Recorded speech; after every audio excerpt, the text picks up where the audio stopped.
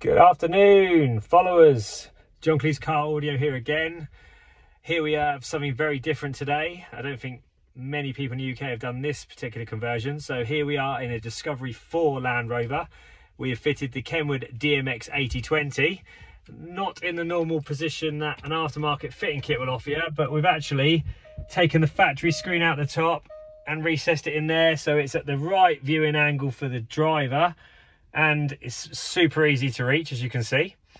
We've got all the original steering wheel controls working.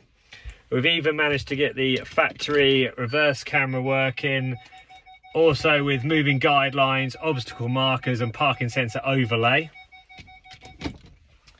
Super pleased with how this turned out. We've got the two USB points in the glove box for the customer accessible, but if you don't already know, this DMX8020 supports wireless Apple CarPlay, so we do not need to worry about plugging it in if we don't want to.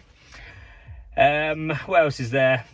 I mean, we haven't used HDMI in on this, but it does support it, so if you do want to use HDMI, it's got HDMI. It's got Bluetooth as well. You've got wireless mirroring from an Android phone.